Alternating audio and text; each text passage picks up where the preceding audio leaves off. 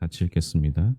또 이르시되 내가 너희와 함께 있을 때에 너희에게 말한 바 곧 모세의 율법과 선지자의 글과 시편의 나를 가리켜 기록된 모든 것이 이루어져야 하리라 한 말이 이것이라 하시고 이에 그들의 마음을 열어 성경을 깨닫게 하시고 또 이르시되 이같이 그리스도가 고난을 받고 제3일에 죽은 자 가운데서 살아날 것과 또 그의 이름으로 죄 사함을 받게 하는 회개가 예루살렘에 시작하여 모든 족속에게 전파될 것이 기록되었으니 너희는 이 모든 일의 증인이라.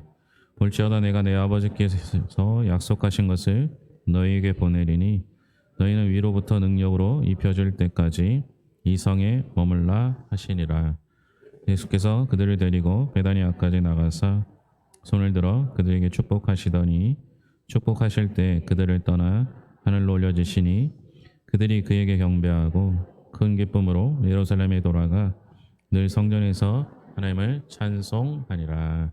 아멘. 찬양대에 찬양이 있겠습니다.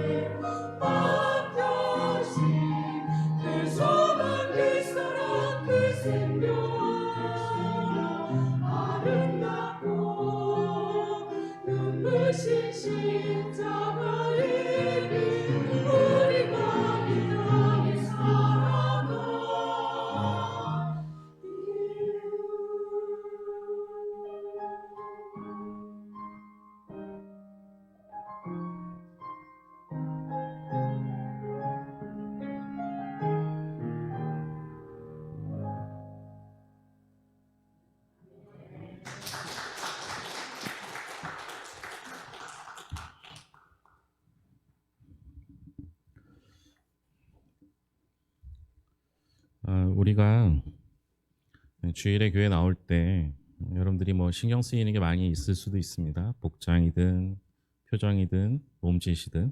근데 여러분 다 괜찮습니다. 어, 저도 아버지 만나러 갈 때 때로는 격식을 차리고 갈 때가 있어요. 멋지게 입고 갈 때가 있고 어떤 때는 반바지에 슬리퍼로 갈 때도 있습니다. 그 자리에 맞게 가시면 되지만 또 그렇게 어떤 모습으로 가더라도 우리 아버지가 저를 잘 맞아 주십니다. 우리 하나님 아버지께서도 다 그렇게 하실 줄은 믿습니다. 그냥 오시는 게 중요해요. 일단 오시면 됩니다. 하나님께서 여러분들을 사랑으로 품어주실 거라고 생각합니다.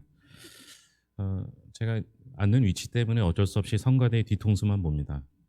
또 어쩔 수 없이 성가대의 찬양이 소리는 직진하거든요. 제가 성가대의 찬양은 저 벽에 치고 돌아오는 소리를 전 듣는 거예요. 그러니까 여러분보다 듣는 소리가 아무래도 부족하겠죠. 근데 저만 볼 수 있는 모습이 있어요. 반주자의 반주하는 모습입니다. 저는 음악을 소리로 하는 줄 알았어요. 근데 손가락, 발, 그 몸짓 하나하나가 음악이 되는 걸 느꼈습니다. 우리가 예수 믿는 사람으로 살아간다는 건 우리의 몸짓 하나가 그리스도의 증인으로 사는 삶이 될 수 있어요. 그래서 여러분 말로 하는 것보다 우리의 모습, 우리의 모양, 우리의 얼굴 표정, 몸짓 모든 것들이 예수님을 증거하는 도구로 쓰임 받기를 소망합니다. 그게 주님께서 우리에게 원하시는 거예요. 그런데 제가 오늘 말씀을 보면서 무슨 생각을 했느냐? 예수님께서 보실 때, 예수님께서 제자들을 보실 때 예수님이 죽은 후에 돌아가시고 부활하시기 전까지의 그 기간이 있고요. 이게 첫 번째 부재라고 저는 생각해요. 예수님이 없는 기간. 두 번째는 예수님이 승천하신 이후부터 지금까지의 기간입니다. 예수님 보시기에 어떤 게 더 제자들이 걱정됐을까라는 생각을 해보게 됩니다. 쉽게 생각하면요. 제가 세미나나 제 개인적인 일 때문에 집을 하루를 비워야 될 때가 있고요. 저번에 성주순례 가는 것처럼 약 11일 이상을 비워야 할 때가 있습니다. 제 마음에는 하루를 비울 때와 10일을 비울 때 언제가 더 걱정되겠습니까? 당연히 기간이 길수록 더 걱정될 수밖에 없겠죠. 예수님께서 제자들을 보시고 그 부재의 기간에 따라서 더 걱정될 때와 덜 걱정될 때가 있다고 생각됩니다. 사실 생각해 보면 예수님께서 십자가에 달려 돌아가시고 3일 후에 부활하셨습니다. 그 3일 동안에 제자들의 모습을 보면 더 걱정될 수밖에 없어요. 3일 동안 어떤 일이 일어납니까? 예수님께서 예루살렘에 입성하셔서 십자가에 달려 돌아가실 때까지도 문제였습니다. 예수님의 제자 중 한 명은 예수님을 팔아 넘길 생각을 하고 돈 받고 팔아 넘깁니다. 예수님의 수제자라고 했던 베드로는 예수님을 모른다 3번 부인합니다. 예수님께서 십자가에 달려 돌아가실 때는 어떠했습니까? 여인들만도 못했습니다. 여인들은 예수님께서 십자가에 달려 돌아가실 때 그때 그 밑에서 안타까워하며 슬퍼하며 눈물을 흘렸지만 그 순간 제자들은 어디에 있었습니까? 다 도망갔다고 기록하고 있어요. 심지어 한 제자는 벗은 몸으로 너무 급해서 벗은 몸에 혼이불을 덮고 도망갔다라는 이야기까지 하게 됩니다. 여인들은 비무덤을 찾아가서 예수님의 시체에 향품을 바르기 위해 찾아갑니다. 그리고 그곳에서 천사를 만나 예수님께서 부활하셨다는 사실을 듣습니다. 그리고 제자들에게 달려가 그 소식을 전하죠. 그 이야기를 듣고 제자들은 믿지 못한 채 2명이 뛰어서 그 빈무덤에 들어가게 됩니다. 거기서 세마포 옷을 보게 되고 심지어 시몬은 부활하신 주님을 만나게 됩니다. 그러면 그들의 삶이 달라져야 하지 않겠습니까? 그런데 그들이 모여 있기는 하나 문을 걸어 잠근 채 그 속에서 두려워 떨고 있습니다. 이게 불과 며칠 되지 않는 사이에 일어난 일들을 나열한 겁니다. 채 10일이 되지 않죠. 그 3일간의 부재 동안에도 제자들은 엉망진창의 삶을 살았는데 예수님께서 승천하시고 언제 오실지 모르는 그 상황이라면 예수님께서 얼마나 걱정되시겠습니까? 저는 여러분들이 대답하신 대로 3일간의 부재보다 승천 이후에 예수님이 훨씬 더 걱정하셨을 거라고 생각합니다. 그래서 예수님이 승천하실 때 제자들에게 남겨주신 것이 중요하다고 생각해요. 물론 예수님께서 제자들을 떠나시면서 제자들에게 사명을 하나 허락하셨습니다. 그것은 부활의 증인되는 삶을 살라는 사명이었습니다. 그런데 여러분, 우리가 증인된 삶, 증명하는 삶을 사는 건 쉽지 않습니다. 그래서 예수님께서 마치 제자들에게 복음 전파의 사명을 맡기시고 파송하실 때 권능과 권위를 주셨던 것처럼, 병 고치는 은사를 주셨던 것처럼 예수님께서 마지막 승천 장면에서 남기신 것들이 성경에 기록되어 있습니다. 오늘 그것을 통해서 주님께서 우리에게 원하시는 것이 무엇인지 발견했으면 좋겠습니다. 44절부터 47절까지입니다. 같이 읽겠습니다. 또 이르시되 내가 너희와 함께 있을 때 너희에게 말한 바 모세의 율법과 선지자의 글과 시편의 나를 가리켜 기록된 모든 것이 이루어져야 하리라 한 말이 이것이라 하시고, 이에 그들의 마음을 열어 성경을 깨닫게 하시고, 또 이르시되 이같이 그리스도가 고난을 받고 제3일에 죽은 자 가운데서 살아날 것과 또 그의 이름으로 죄사함을 받게 하는 회개가 예루살렘에서 시작하여 모든 족속에게 전파될 것이 기록되었으니. 예수님께서 승천하시면서 제자들에게 주셨던 첫 번째는 성경 말씀입니다. 예수님께서는 엠마오로 가는 두 제자들에게도 말씀을 풀어주셨습니다. 지난주에 수요일 날 말씀드렸듯이 엠마오 마을로 가는 그 두 제자에게 예수님이 나타나셨죠. 그리고 너희들 무슨 얘기를 하느냐라고 물었을 때 제자들이 당신은 예루살렘에 왔으면서도 어떻게 그 된 일을 모르십니까? 예수님께서 죽으셨습니다. 이 얘기를 하는 거예요. 누가 누구에게 하는 거예요? 제자가 예수님 보고 하는 얘기예요. 지금 예수님이 살아있습니까? 죽었습니까? 예수님 살아 계셔요. 마주보고 있는데 예수님을 알지 못하니까 예수님이 죽었다라고만 생각하는 것이죠. 답답합니다. 안타깝죠. 하지만 주님은 그런 제자들에게 안타까워하시면서 그들에게 말씀을 풀어서 설명해 주셨습니다. 예수님이 오랜 부재에 꼭 필요한 것이 있는데 그 첫 번째가 바로 성경 말씀입니다. 말씀을 풀어주셔야 할 만큼 중요했습니다. 이전에도 주님은 말씀을 풀어주셨습니다. 그리고 그 말씀이 예수님을 통해 이루어질 것을 말씀해 주셨습니다. 예수님이 승천하시고 하나님 우편에 앉아 계시는 동안 우리에게 꼭 필요한 것이 있다면 그것은 성경입니다. 그럼 성경을 소중하게 여기셔야 돼요. 그러면 왜 이렇게 예수님께서는 성경을 강조하실까요? 이전에도 성경이 있었고 예수님 때에도 성경은 있었습니다. 그럼에도 불구하고 왜 예수님께서는 성경을 강조하실까요?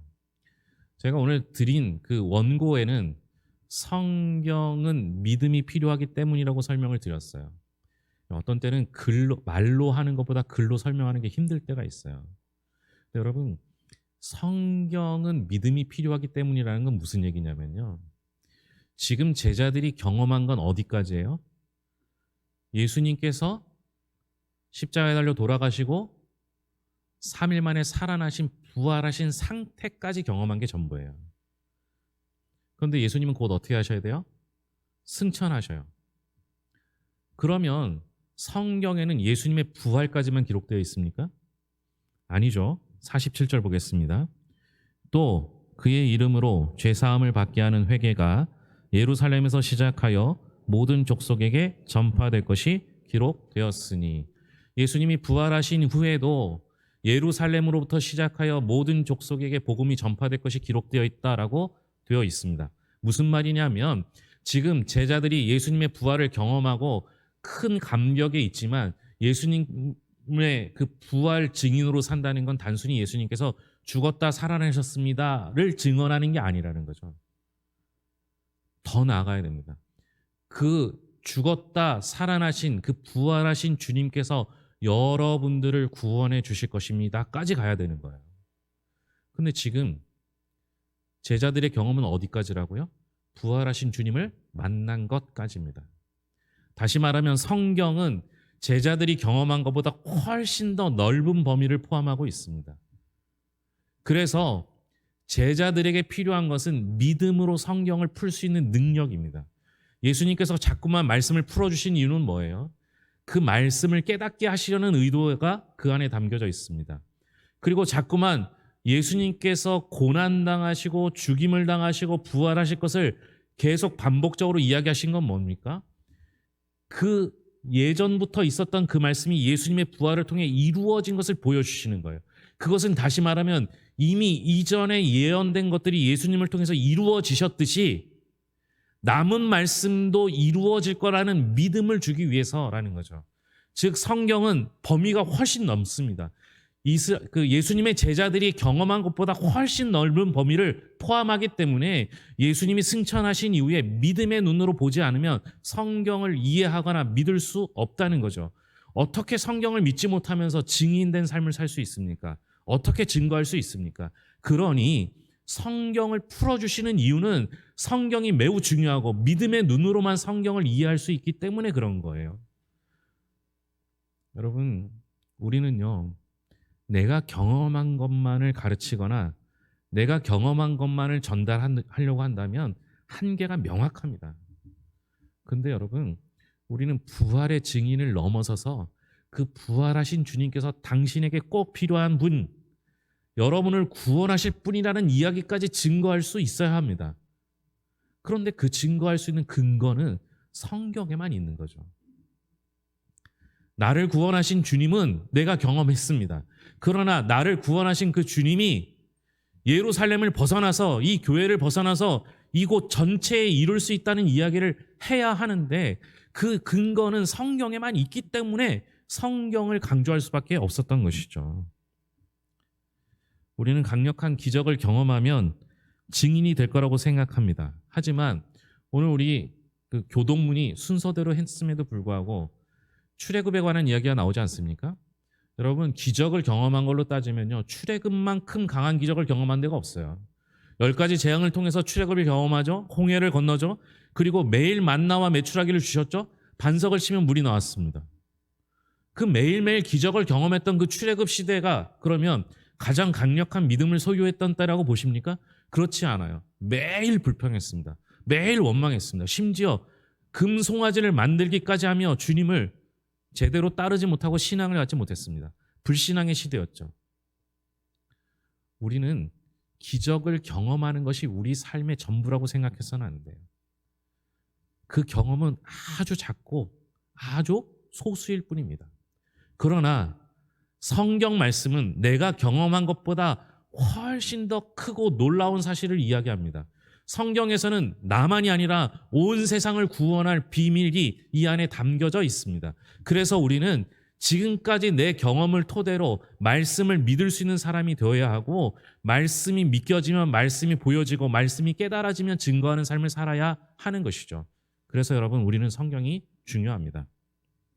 두 번째는 49절입니다. 같이 읽겠습니다.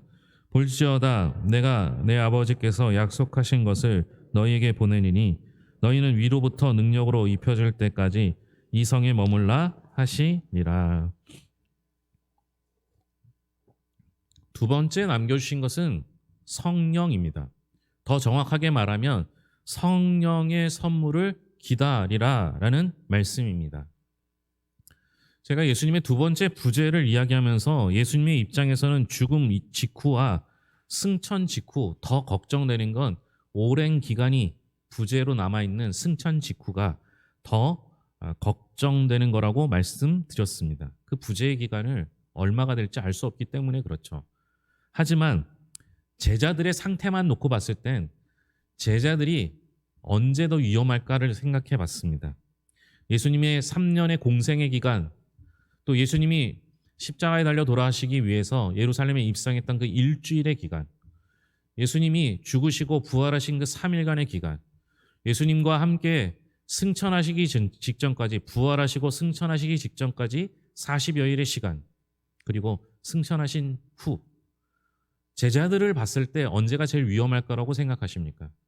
저는 예루살렘에 입성하시고 십자가에 달려 돌아가시기 전 7일 동안이 제일 위험하다고 생각합니다. 그때 예수님을 팔아넘겼고, 그때 예수님을 부인했고, 그때 예수님을 멀리하고 도망갔던 시기입니다. 왜 그럴까요? 예수님이 생각하는 것과 제자들이 생각하는 게 너무나 달랐기 때문입니다. 예수님은 예루살렘에 입성하신 것은 십자가에 달려 돌아가시기 위해 가신 길입니다. 죽음의 길이었죠. 그런데 제자들이 예루살렘에 입성했을 때 그들이 갔던 길은 무엇입니까? 예수님이 왕이 되고 나는 권력자로 한 권력을 얻는 길이었습니다. 예수님이 생각하신 것과 제자들이 생각하는 게 너무 다른 때입니다. 예수님이 가신 그 길과 제자들이 가는 길이 너무나 다를 때입니다. 두 번째 위험한 건 부활을 경험한 직후라고 생각합니다. 부활을 경험한 그 직후 얼마나 행복하겠습니까?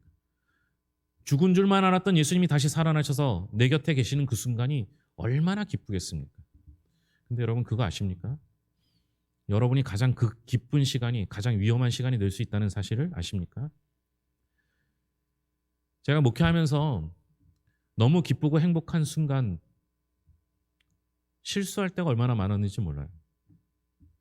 내 감정으로, 내 생각으로 모든 일을 행했기 때문입니다. 두 가지 모두 공통점이 있어요. 하나님의 생각과 제자들의 생각이 다른 때였다라는 겁니다. 우리에게 위험한 순간은 하나님의 생각과 우리의 시간이 다를 때, 우리의 생각이 다를 때, 하나님이 가신 길과 우리가 가는 길이 다를 때가 훨씬 더 위험합니다. 그래서 그런지 주님께서 제자들에게 성령을 선물로 받으라라고 말씀하십니다. 우리에게 필요한 건 성령입니다. 그러나 이전에도 예수님께서는 제자들에게 이미 성령을 주신 적이 있습니다. 엠마오 마을로 가는 그 두 제자들에게 그들의 가슴이 뜨거워진 시간이 있는데 성경을 풀어주실 때 가슴이 뜨겁다는 걸 경험합니다. 그걸 성령을 선물로 받은 걸로 볼 수 있습니다. 그 이전에도 예수님께서 파송하실 때도 성령을 선물로 주셔서 성령의 능력을 주신 적도 있습니다. 그런데 여기서 중요한 건 성령을 선물로 받으라라는 것보다 더 중요한 게 뭐예요? 기다리라는 거예요. 기다리라. 성령의 선물을 받을 때까지 기다리는 거예요. 모여서 예루살렘에 모여서 그들이 성령을 선물로 받을 때가 꼭 필요한 거라는 겁니다. 여러분 우리는요 가장 기쁠 때 가장 감정적으로 뜨거울 때 일하는 게 아니에요. 성령의 선물을 기다려서 내 생각, 내 감정, 내 뜻대로 일하는 것이 아니라 그 감정이 가라앉고 성령의 생각으로 성령님이 내게 주신 능력으로 하나님의 뜻과 하나님의 생각대로 행하는 수동적인 삶이 우리에게 꼭 필요한 겁니다. 그리고 주님께서는 그래서 우리에게 성령을 선물로 받을 때까지 기다리라 말씀하신 것입니다. 물론 이전에도 성령을 선물로 받았습니다. 그런데 이 경우는 좀 다르죠. 모여서 모든 사람들이 성령을 선물로 받을 때, 그 자리에 있는 모든 이들이 성령을 선물로 받을 때를 기다리라 말씀하셨습니다. 단 한 명도 자신의 뜻과 생각대로 행하는 그때가 아니라 성령을 똑같이 모두 다 받아서 자신의 생각이 아니라 지금까지 살아온 것을, 배워온 것을 깨달은 성경 말씀을 증언할 수 있는 수동적인 사람이 될 때까지 기다리라 말씀하신 것입니다. 그게 증인이에요. 증인은요, 보고 들은 걸 그대로 증언하는 사람이 증인이에요. 다시 말하면 내가 본 것을, 내가 들은 것을 내 생각을 덧붙여 말하는 사람은 증인이 아니에요. 증인은 보고 들은 그대로 객관적인 판단에 의해서 그것을 전하는 사람이 증인이에요. 우리가 내 생각을 덧붙여서 오늘 받은 은혜 때문에 그 감격에 겨워서 전하는 그것보다 더 중요한 게 말씀을 있는 그대로 풀어 설명하는 그 증인된 삶이 훨씬 더 중요합니다. 그래서 주님께서는 감정적으로 가장 뜨거울 때가 아니라 기다렸다가 모든 사람들이 함께 성령을 받은 그 후에 증인의 삶을 살라고 시작하라 말씀하신 것입니다. 우리는 은혜 받고 감정이 충만해질 때 무언가 하려고 합니다. 그리고 자신의 생각에 옳은 것을 전하고 증거하고 하려고 할 때가 있습니다. 근데 여러분들이 하시는 그 말씀이 교회 안에서 다 맞을 거라고 생각합니다. 그런데 주님께서 우리에게 원하는 건 우리가 옳은 말을 하고 옳은 행동을 하는 것이 아닙니다. 보고 들은 걸 증거하는 삶이죠. 만약 여러분들이 옳고 여러분들의 생각대로 행한다면 그럼 어떤 일이 벌어지겠습니까? 그 말을 다른 표현으로 하면 자기의 소견에 옳은 대로 행하였다라는 성경 말씀과 일치합니다. 내 생각과 내 뜻대로 행한 자기의 소견에 옳은 대로 행하였다라는 말씀대로라면 그 시대를 우리는 사사시대라고 부릅니다. 그리고 그 시대를 암흑의 시대라고 부릅니다. 우리는 우리가 옳은 대로 행하는 사람이 아닙니다. 하나님께서 내게 주신 말씀대로 수동적으로 사는 삶입니다. 그것이 어쩌면 답답해 보이기도 하고 그것이 능동적이지 않기에 우리가 제대로 믿지 못하는 것 같지만 주님께서 우리에게 원하시는 것은 내 생각, 내 뜻이 아니라 하나님의 뜻과 하나님의 방법으로 증거하는 삶을 살기를 원하시는 것이죠. 그렇게 살면 뭐 하겠냐 생각할지 모르겠지만 주님께서 우리에게 부탁하신 것이 얼마나 소중한지 오늘 부를 찬송가에 이렇게 기록되어 있습니다. 주에게 부탁하신 말 천사도 흠모하겠네. 그저 전하기만 했어도 시키는 대로만 했어도 주님께서 우리에게 부탁하신 일은 천사도 흠모할 만한 소중한 증인된 삶이 될 줄로 믿습니다. 기도하겠습니다. 하나님 아버지 감사합니다. 예수님께서 십자가에 달려 돌아가신 그 죽음의 시간 동안 제자들은 엉망진창의 삶을 살았습니다. 그럼에도 불구하고 또다시 주님께서는 승천하시어 하나님 우편에 앉아 계셔서 육체의 모습으로는 부재의 시간을 가질 수밖에 없었습니다. 주님께서 얼마나 안타까우신지 우리에게 두 가지 선물을 주셨는데 말씀과 성령입니다. 말씀 안에 있는 모든 것들이 믿겨지는 은혜를 허락하여 주시었고 우리의 임의대로 말씀을 전하는 자들이 아니라 성령께서 가르치신 대로 증거하는 증인의 삶을 살게 하여 주시옵소서. 그 일이 멋없어 보이고 그 일이 자유롭지 않아 보일지 모르지만 그러나 주님께서 우리에게 부탁하신 일이 얼마나 감사하고 귀한 일인지 천사도 흠모할 만한 그 일 잘 감당할 수 있도록 지혜와 능력을 더하여 주시옵소서. 증인된 삶으로 증거하게 하여 주시옵소서. 모든 것을 예수님의 이름으로 기도합니다. 아멘.